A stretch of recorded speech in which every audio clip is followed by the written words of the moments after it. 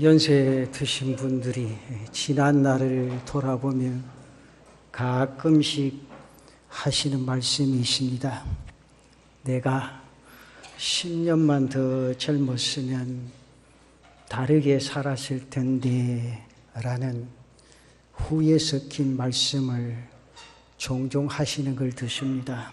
그래서 어르신들께 왜 그땐 그렇게 살지를 못했습니까? 대답을 하면 대략 두 가지로 대답을 합니다. 첫째는 뭐죠? 아직 그럴 연세는 아닙니까? 첫째는 보면 먹고 살기 바빠서, 먹고 살기 바빠서. 두 번째는 무슨 대답 나올 거예요?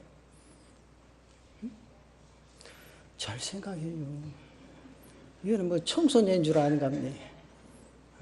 두 번째는 지금처럼 될 줄 몰랐지.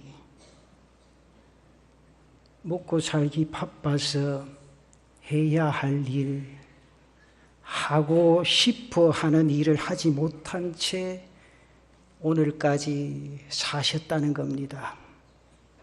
두 번째는 그렇게 선택한 결과가 오늘처럼 후회가 남는 그런 인생을 가져올 줄 몰랐다는 겁니다. 지금 현재 오늘의 내 삶을 10년 후에 돌아보며 아쉬워하며 후회할 수 있는 바로 그날이라는 거지요. 지금부터 10년 후 우리는 10년만 젊었으면 하며 후회할 수도 있고 반대로 감사하며 기뻐할 수도 있습니다. 그런데 중요한 것은 그 결론을 솔로몬이 우리에게 미리 알려주고 있다는 거지요. 솔로몬 인생 말년에 기록한 전도에서 밝히는 후회 없는 인생론은 이렇습니다. 후회 없는 인생을 살기 위해서는 두 가지가 선행돼야 된다는 거죠. 그 첫째는 다가올 결론을 분명히 알고 살아라는 거죠. 그 다음에 두 번째는 그 결론을 얻기 위해서 현재 해야 할 선택을 바로 하라는 겁니다.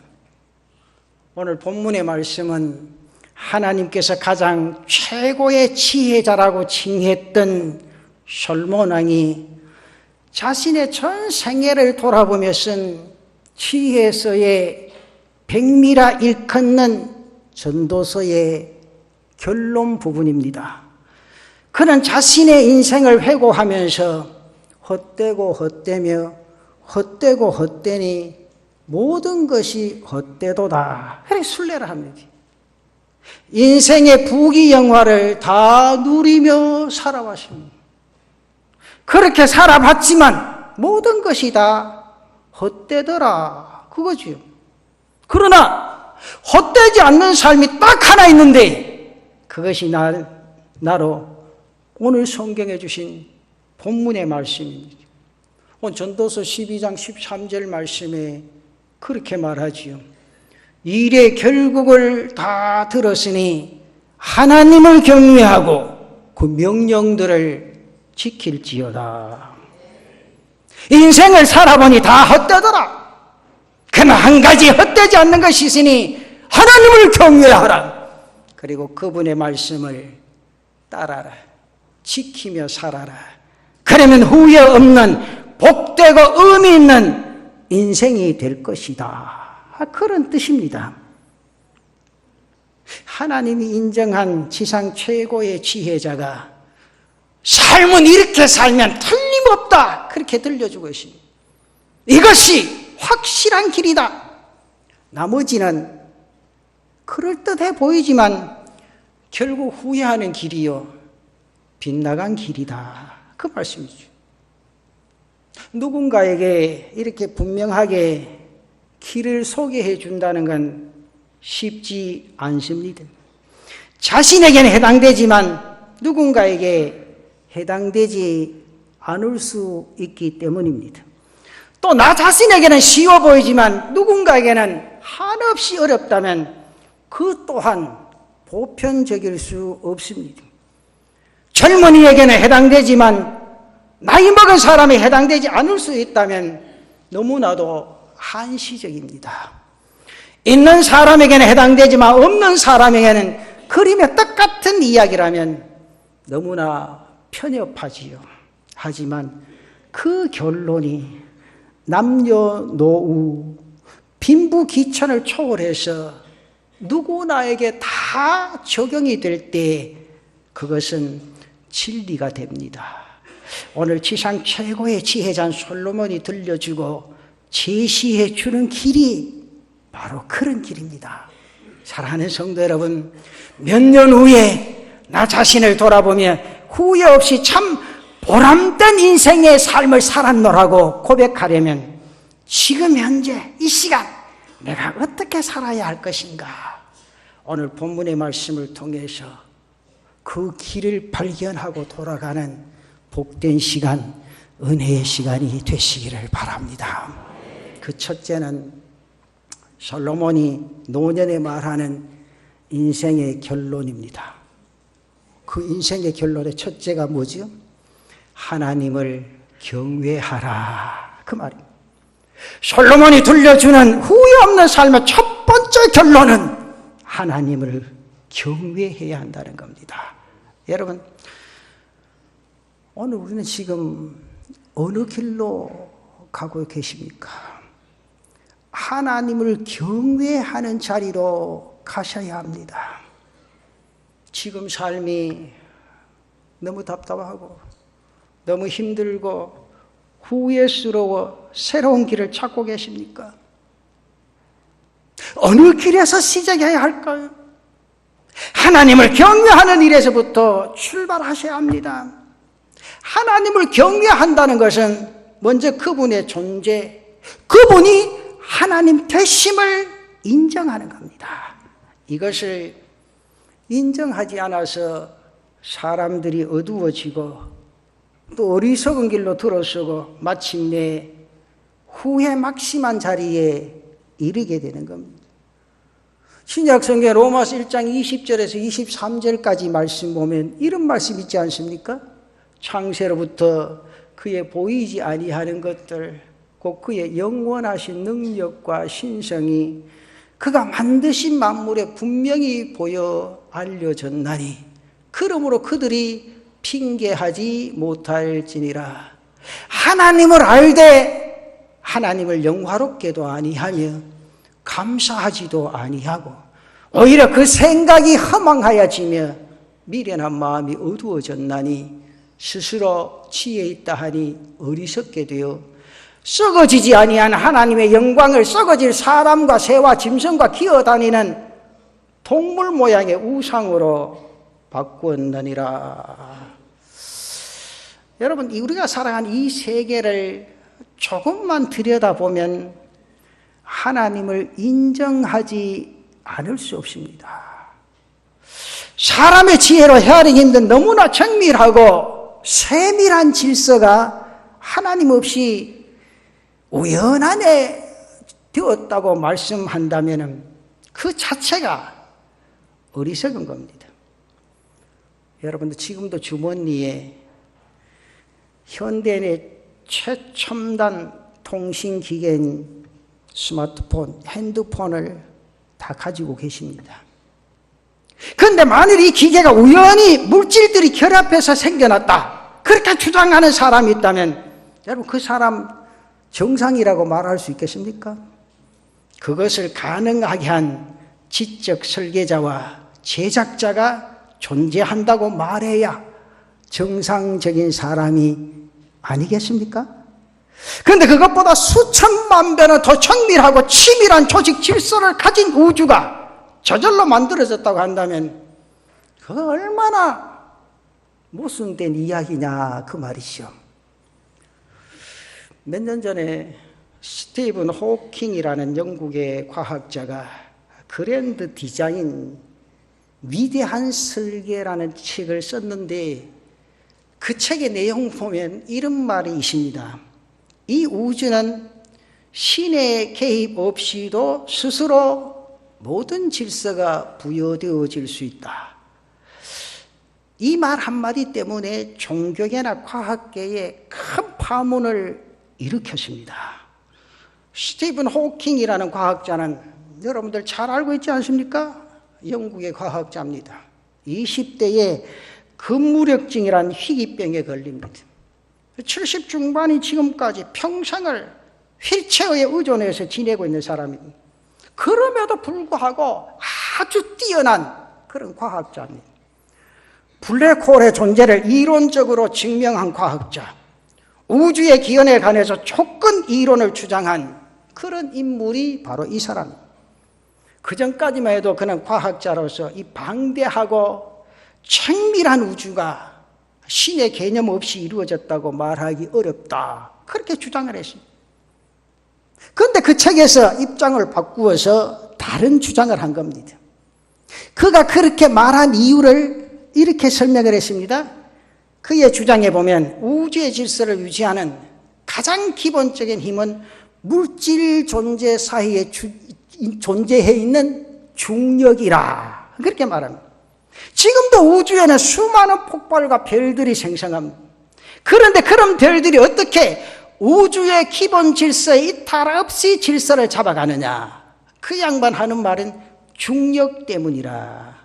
때문에 신의 개입 없이도 중력만으로도 우주는 스스로의 질서를 유지해 갈 수 있다, 그렇게 주장을 해요. 여러분 가만히 생각해보세요. 이런 스티븐 호킹의 주장에 대해서 신의 창조를 받아들이는 학자들이 제기하는 의문이 딱 있습니다. 그러면 이 중력은 어떻게 만들어졌나요? 네가 말하는 그 중력의 힘 때문에 이 세계가 움직여진다고. 그 중력은 누가 다스리냐? 그 중력은 누가 이끌고 가느냐? 대답을 할 수 없이 입을 딱 다물었습니다. 얼마나 어리석고 허망한 주장입니다. 그런데 사람들이 그런 모습을 알면서도 그것이 진리인 양 주장을 하고 고집을 피웁니다. 너무너무 어리석은 일입니다. 중력에 의해 우주가 질서를 유지하여 돌아가고 있는데 하나님께서 그 중력을, 여러분 가만히 생각해보세요. 헝클어뜨리는 순간 이 우주는 어떻게 되겠습니까? 우주의 질서가 깨지는 순간 우주에 멸망이 오지 않겠습니까? 그래서 성경은 말하지요. 시편 14편 1절에 어리석은 자는 그의 마음에 이르기를 하나님이 없다 하는도다. 그들은 부패하고 그 행실이 가증하니 선을 행하는 자가 없도다, 그렇게 말합니다. 하나님을 경외하는 삶 없이 인간 결국 스스로 허망하고 헛된 수고로 치닫는 그런 삶을 살아갈 수밖에 없다, 그 말이죠. 그래서 성경은 잠언 9장 10절에도 이렇게 말합니다. 여호와를 경외하는 것이 지혜의 근본이요 거룩하신 자를 아는 것이 명철이니라. 어리석은 인생을 넘어 지혜로운 인생을 여는 길은 하나님을 경외하는 데서 시작되어지는 줄로 믿으시기를 바랍니다. 그때 비로소 인간은 창조주의 뜻을 따르게 되고 창조주의 뜻을 따라 참된 삶의 미래를 열어가게 되는 겁니다. 그래서 시편 145편 19절에 그렇게 말합니다. 그는 자기를 경외하는 자들의 소원을 이루시며 또 그들의 부르짖음을 들으사 구원하시리로다, 분명히 말합니다. 이 말씀 다시 한번 보세요. 자기를 경외하는 자들의 소원을 이루시고 그들의 부르짖음을 들으사 구원하시리로다. 이 은혜와 축복 속에 젖어드는 성도들 되시기를 축원합니다.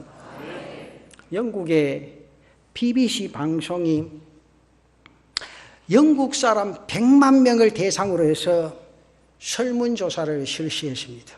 설문 내용은 영국 역사상의 가장 위대한 지도자가 누구냐, 그 설문조사에서. 그 설문조사에서 1위를 한 사람 누구겠어요? 누구라고 생각해요? 영국의 유명한 지도자. 오직 성경만 알게, 그죠? 여러분 잘 아시는 윈스턴 처칠이었습니다. 근데 그 학창시절 생활 기록부를 보면 책에서는 엉망입니다. 그 영국의 윈스턴 처칠이 가장 존경받는 인물이라. 그래서 영국의 그 사람들이 다 그렇게 생각하면 윈스턴 처칠이라는 사람이 어떻게 성장했느냐. 그게 의문이 가나요, 머릿속에. 그래서 그분의 그 책을 읽어보면 그 학창시절의 생활 기록부가 그렇게 기록되어 있습니다. 품행이 나쁘고 믿을 수 없는 아이.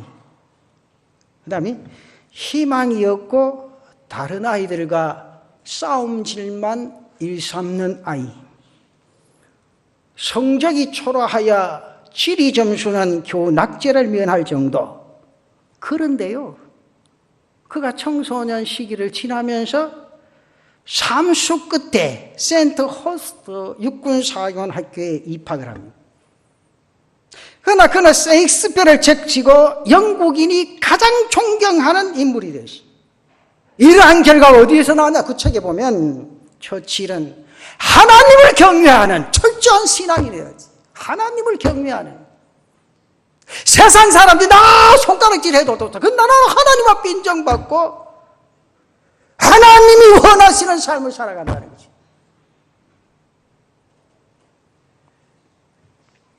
그리고 윈스턴 처칠은 기도의 사람으로 잘 알려져 있습니다. 전쟁터에 나가서도 엎드려 기도한 사람, 국회에 가서도 늘 머리를 숙이고 기도하는 사람, 하나님께 도움을 구하는 기도는 지도해주세요. 사람들과 의논하고 뭐 사람들 머리 좋다고 불러가지고 야 이거 어떻게 하면 되겠지, 그게 아니고 하나님의 지혜를 구하고 하나님의 방법과 하나님의 뜻을 따르는 그런 사람이었습니다. 이러한 믿음이 처칠을 가장 존경받는 인물이 되게 한 줄로 믿습니다. 하나님을 경외하고 기도하는 처칠에게 하나님은 큰 능력을 주신 줄로 믿습니다. 여호와를 경외하는 신앙이 희망이 없던 소년을 희망이 주는 지도자로 변화시킨 겁니다. 사랑하는 여러분, 행복한 여생을 지나시기를 원하십니까? 그렇게 원 안 하는 겁니다. 행복한 여생을 지나시기를 원하십니까? 단 한 가지, 하나님을 경외하는 데서 시작하면 여러분의 여생의 삶이 행복하고 편안한 인생의 삶으로 살아가게 될 줄로 믿습니다. 이게 중요하다는 거죠. 여러분 자꾸요 신앙생활 하면서 핑계 대지 마요. 저는 수십 년 목회하면서 내가 늘 느끼는 게 그거예요. 참 직분자들의 핑계가 많다. 옛날에 자기가 한 거 드러내기 뭘 드러내? 하나님 앞에 했으면 끝나지. 내가 옛날에 이 교회 어쨌는데, 뭐 어쨌는데? 하나님 살려주시면 감사한 기지. 그렇잖아요. 여러분 믿음 생활하는 게 나보고 합니까? 하나님 때문에 합니까? 하나님 앞에 하는 거 아니에요. 하나님 은혜 속에 젖어들어야 돼. 바로 그거예요. 내 인생의 삶을 주장하시는 하나님이십니다. 내가 하나님을 경외하는 데서부터 내 삶이 시작되어지면 우리의 여생의 삶은 행복하고 편안하고 은혜 속에 젖어들게 된다 그 말이요. 그렇잖아요. 그러니까 세상적으로 내가 바쁘고 뭐 어떻고 핑계대고 그러지 말고 그냥 말씀 부여잡고 엎드려 기도하면서 하나님의 뜻을 찾고 하나님이 원하시는 삶을 살면 하나님이 내 인생의 여생의 삶은 그분이 책임지시고 감격한 인생의 삶을 살아가는 은혜 속에 젖어들게 해 주실 줄로 믿습니다. 그 다음 두 번째는요, 솔로몬이 노년에 말하는 인생의 결론이 뭡니까? 성경에 어렵게 않게 딱 두 가지라. 첫째는 하나님을 경외하라. 두 번째는? 두 번째 뭐죠? 그분의 명령을 지키라. 여기 성경에 나와 있잖아요. 성경에 보시죠. 일의 결국을 다 들었으니 첫째, 하나님을 경외하고, 그 다음 두 번째, 그의 명령들을 지킬지어다. 그분의 명령을 지키라. 하나님의 말씀은 그분의 명령, 곧 그분의 길인 겁니다.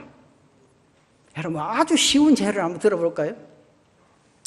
여기 오다 보면 물레방아에 그 예쁜 물고기들이 크죠. 안 봤습니까? 그게 관심도 없어요. 제가 사실 청소하고 물고기 키운다도 엄청 힘듭니다. 지금. 오면서 하다가 쓰레기 오늘 또 붙여놨죠. 제발 쓰레기 좀 버리지 말라고. 물론 여러분들 안 버리지. 길 가는 사람 자꾸 버리고 담배꽁초도 버리지만은 버리지 말라고. 왜? 여기도 생명이 있다는 거죠. 그 속에. 그 물고기 청소할 때 깨끗하게 청소하는데 다 드러내 있어요. 맞아요. 아스팔트 위에 내놓습니다. 죽으라는 거 합니까? 살아라는 겁니까? 에? 물고기의 속으로 뭐라 하겠습니까? 좀 추져도 괜찮을게. 물속에만 놔두라고 말이야. 예.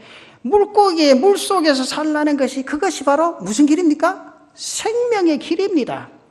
그것을 벗어나면 고통 속에 죽어가는 겁니다. 여러분, 사람도 마찬가지입니다. 하나님의 말씀대로 사는 것이 사람의 도리인 줄로 믿으시기를 바랍니다. 그것을 떠나가면 그 순간부터 빗나가는 겁니다.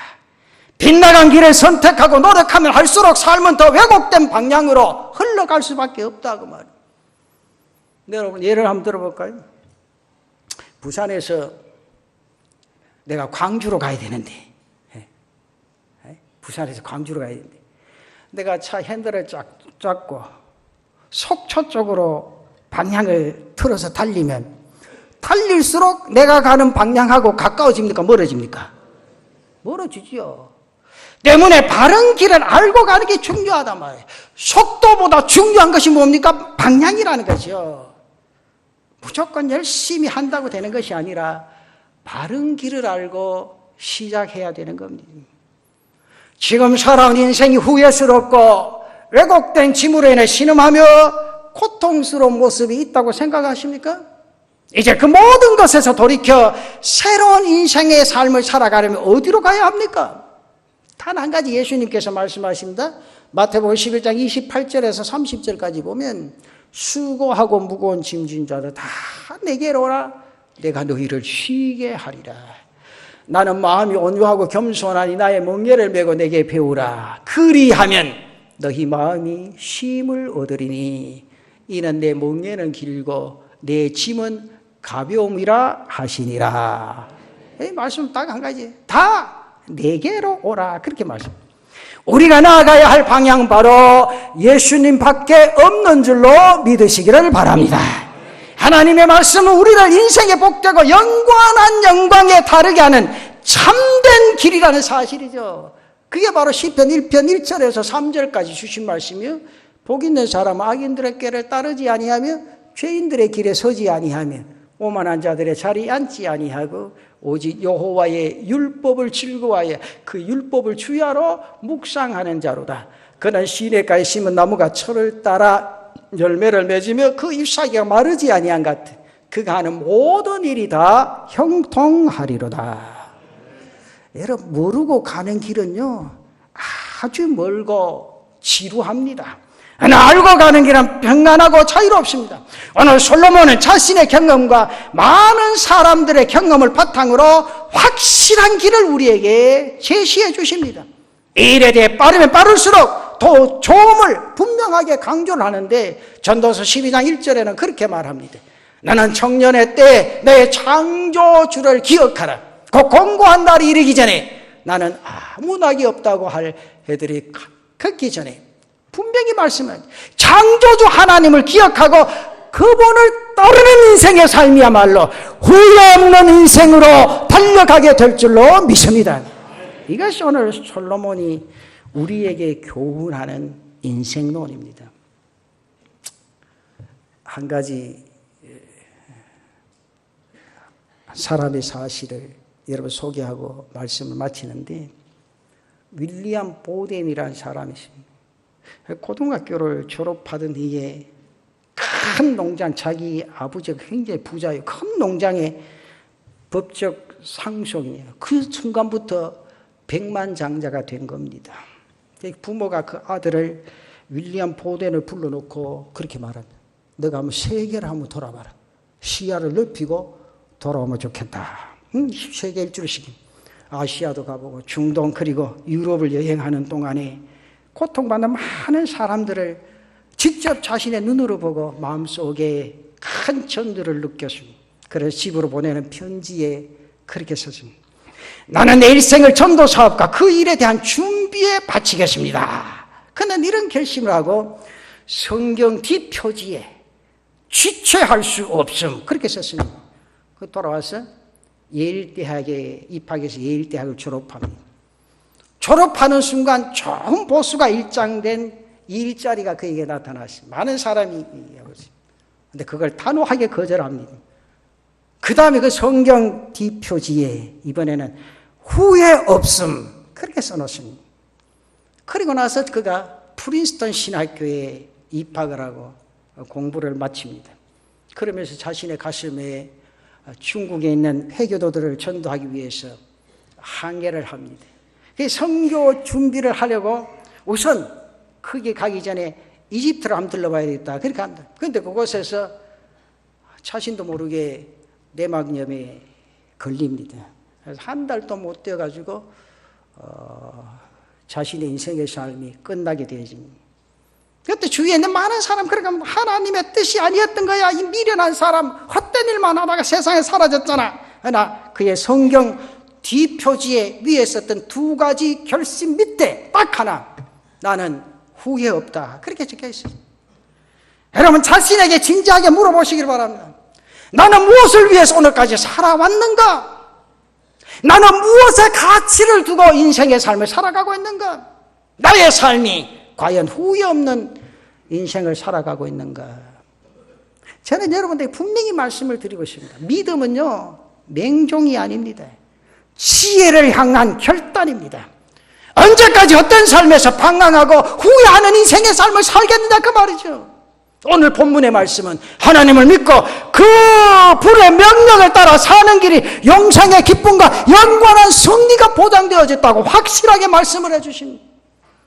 하나님께서 솔로몬을 통해 들려주시는 분명한 결론을 알고 사는 인생의 길을 가고 하나님이 주신 은혜로 보장하시는 복되고 영광스러운 인생의 길을 가고 하나님이 주시는 은혜 속에 흠뻑 젖어드는 사랑하는 성도들 되시기를 바랍니다. 앞으로 우리에게 나타날 인생의 삶에 절대로 후회란 게 있어서는 안 됩니다. 하나님이 내게 주신 이 길 늘 감사와 감격 속에 젖어들고 한 날 한 날 인생의 삶이 나를 위한 삶이 아니라 하나님의 영광을 위하여 내 인생의 삶이 진행되어질 때 하나님이 놀라운 나의 앞길을 역사하시고 축복 속에 이끄시는 그 은혜가 여러분 삶 속에 있으시기를 축원합니다.